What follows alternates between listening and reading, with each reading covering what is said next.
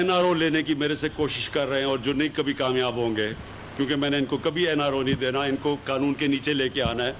ये मेरा सबसे पहला मकसद है। लूट मार का पैसा बचाने के लिए लंदन भागने वाले ज्यादा देर नहीं बचेंगे। भगोड़ों को नहीं छोड़ूंगा, सारे माफिया इकट्ठे होकर NRO मांग रहे हैं जो इन्हें कभी नहीं मिलना। वजीर आजम इमरान खान का पेशावर में रिहायशी मंसूबे की इफ्तिताही तकरीब से खिताब। कहा, अलग अलग कानून से मुल्क तबाह हुआ, माफिया NRO ले लेता है और गरीब जेल में होता है। माजी में किसी ने भी मजदूर तबके के लिए नहीं सोचा।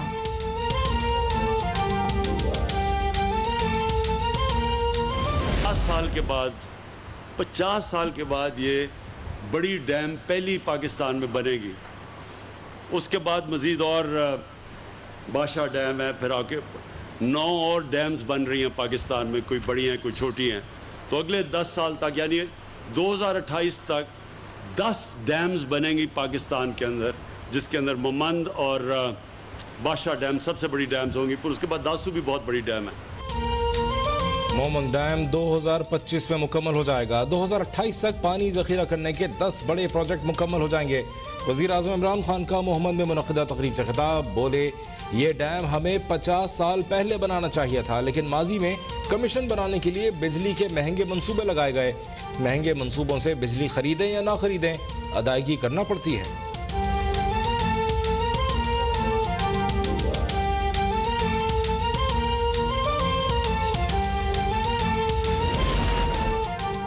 न जाने मोहम्मद डैम मंसूबे के नाम पर कितने डैम फूल्स बनेंगे। मजदूरों की हाउसिंग सोसाइटी के नाम पर इमरान खान के माफियाज और ATMs के कितने और घर बनेंगे। तर्जुमान नून लीग मरियम औरंगजेब का वजीर आजम इमरान खान के बयान पर रद्द अमल। बोली, नून लीग की हुकूमत ने अरबों और खरबों के मंसूबे लगाए और इन चोरों ने मुतनाज़ बनाया। मोहम्मद डैम का इंजीनियरिंग डिज़ाइन मुस्लिम लीग नून की हुकूमत में मुकम्मल हुआ।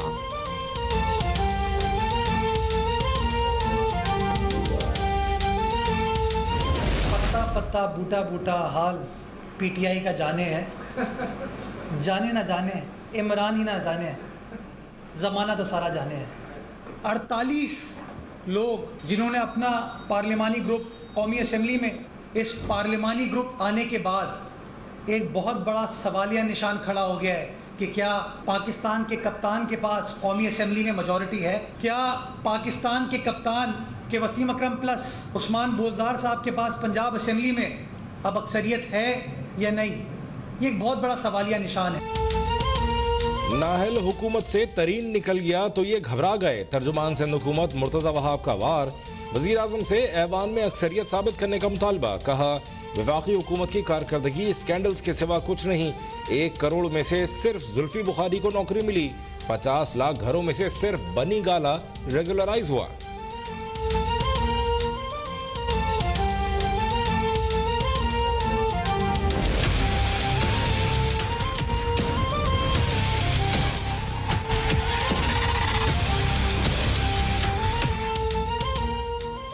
पीर से 5% कम शरह वाले अजला में स्कूल्स खोल दिए जाएंगे। रेस्टोरेंट्स में रात 12 बजे तक आउटडोर डाइनिंग की इजाज़त।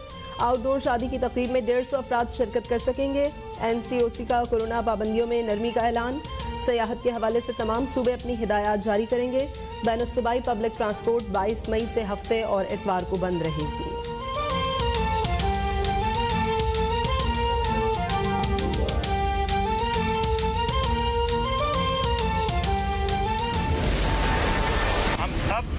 PTI का हिस्सा थे, हम सब PTI का हिस्सा हैं, हम सब PTI का हिस्सा रहेंगे। PTI रहनुमा जहांगीर तरीन का पंजाब हुकूमत पर इंतकामी कार्रवाइयों का इल्ज़ाम। हम ख्याल ग्रुप का क़याम भी बुज़दार हुकूमत की कार्रवाइयों का रद्दअमल करार। अदालत में पेशी पर कहा कि हम ख्याल ग्रुप अब असम्बली में भी आवाज़ उठाएगा।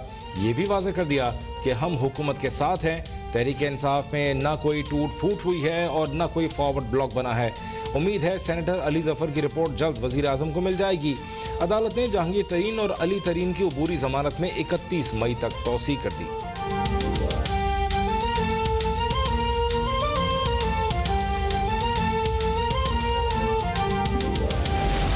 बड़ी सियासी जमात। इमरान खान वो वाहिद लीडर है जिनका कराची में भी वोट है, पेशावर में भी वोट है, कोयटा में भी वोट है, लाहौर में भी वोट है। बहुत बड़ी पार्टी है, इसमें छोटी मोटी टुक टक चलती रहती है, लेकिन इमरान खान की क़यादत के ऊपर किसी को कोई ना शक है और ना ही किसी किस्म का कोई उसके ऊपर डाउट।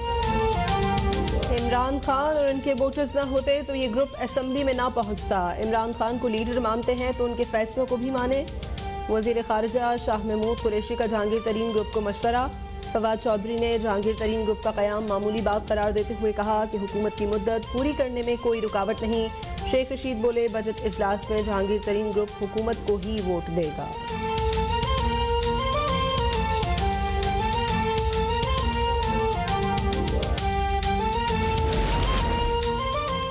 इमरान खान पीटीआई की सफ़ों में भी एतमाद खो चुके। जिस मुल्क का हुक्मरान करप्ट हो वहाँ की मईशत कभी मुस्तहकम नहीं हो सकती। बिलावल भुट्टो की हुकूमत पर कड़ी तनकीद। कहा, इमरान खान वजीरों और मुशीरों को कुर्बानी का बकरा बनाकर अपनी नाअहली और करप्शन पर पर्दा नहीं डाल सकते। पीटीआई अशराफिया करप्शन की बहती गंगा में हाथ धो रही है। वजीर आजम को एक एक रुपए का हिसाब देना होगा।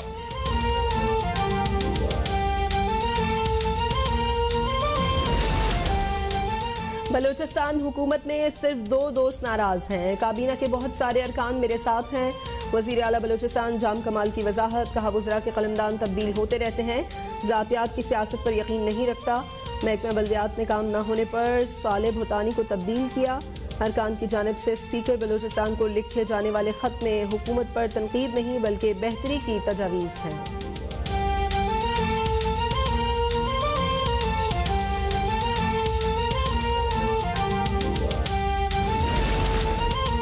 इलेक्ट्रॉनिक वोटिंग मशीन मीडिया के सामने पेश। वज़ीर इत्तलात फवाद चौधरी का कहना है कि पर्ची वाले इलेक्ट्रॉनिक मशीन पर एतराज़ उठाने के बजाय हमारे साथ बैठें और इंतखाबी इस्लाहात पर मुत्तफ़िक़ा फैसला करें।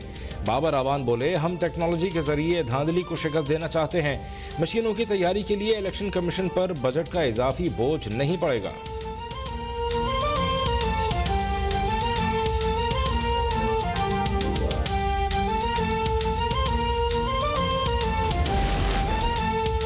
RTS बैठने से आने वाली हुकूमत ने अपना मुस्तकबिल मशीन से जोड़ लिया। इलेक्शन इस्लाहात ऑर्डिनेंस से नहीं, पार्लिमान के एतमाद से होती है। शाहिद खाकन अब्बासी का रद्द-ए-अमल। कहते हैं, इलेक्शन चोरी हुआ तो ई-वोटिंग मशीनें कैसे महफूज हो सकती हैं। चोरी शुदा इलेक्शन की वजह से मुल्क के हालात ख़राब हैं। कराची इलेक्शन में भी खराबियों की निशानदही की गई, लेकिन कोई अमल दरामद नहीं हुआ।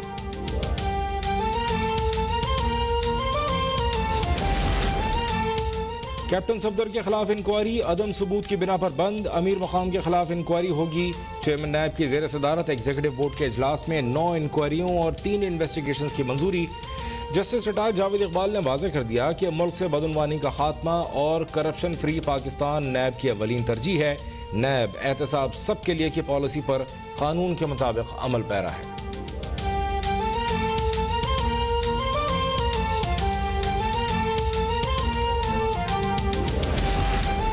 तोशाखाना रेफरेंस में नवाज शरीफ की जायदाद की नीलामी रुकवाने की दरखास्तें मुस्तरद। इस्लामाबाद हाई कोर्ट ने तमाम दरखास्तों को नाकाबिल समाअत करार दे दिया। दरखास्त गुजारों के पास मुतबादिल फोरम मौजूद है। नीलामी रुकवाने के लिए ट्रायल कोर्ट से रुजू किया जा सकता है। जस्टिस आमिर फारूक और जस्टिस तारिक महमूद जहांगीरी पर मुश्तमिल बेंच का मुख्तसर फैसला।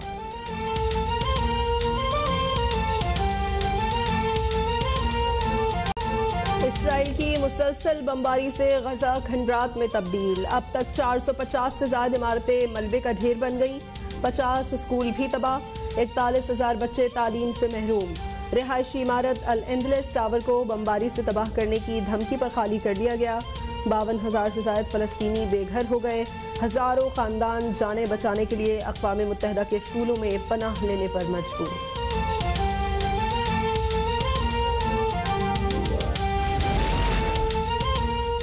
गजा में इंसानी बहरान पर इंसानियत के ठेकेदार गूंगे बहरे बन गए। सलामती काउंसिल के चौथे इजलास के बाद भी मुश्तरका एलामिया न जारी कर सका।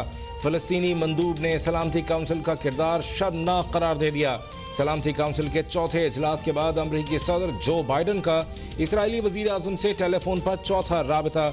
इसराइली वजीर आजम नेतन्याहू ने मिस्र की जंगबंदी की दरख्वास्त भी मुस्तरद कर दी।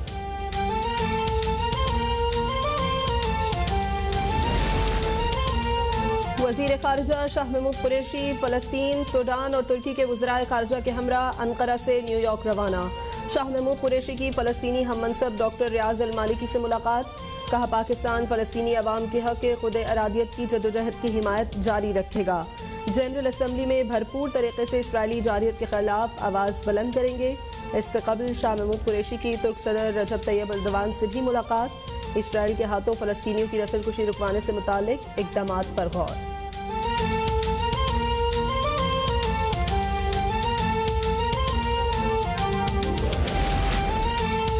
पाकिस्तानी कौम एक बार फिर मजलूम फ़लस्तीनियों के दर्द बांटने सड़कों पर निकल आई। कराची प्रेस क्लब के बाहर इसराइली मजालिम के खिलाफ नौजवान सरापा एहतजाज। लाहौर में सिविल सोसाइटी की इसराइल मुखालिफ रैली। पेशावर में भी सेहूनी फौज की वहशियाना कार्रवाइयों के खिलाफ नारेबाजी। सियालकोट, सक्खर, विहाड़ी और दीगर शहरों में भी ताजिर बरादरी समेत शहरियों की बड़ी तादाद सड़कों पर निकल आई। पाकिस्तान में कोरोना से मजीद 104 अफराद जाँ बहक, 3256 नए केसेस रिपोर्ट। कोरोना के मुस्बत केसेस की शरह 7.7% रही। 46 लाख से ज़ायद शहरियों की वैक्सीनेशन मुकम्मल। सरबराह NCOC असद उमर ने कहा, पाकिस्तान में वैक्सीनेशन से किसी किस्म के साइड इफ़ेक्ट्स नहीं आए। बंदिशें लगवाना अच्छा नहीं लगता, अवाम जल्दी वैक्सीन लगवाएं ताकि कारोबार खुले।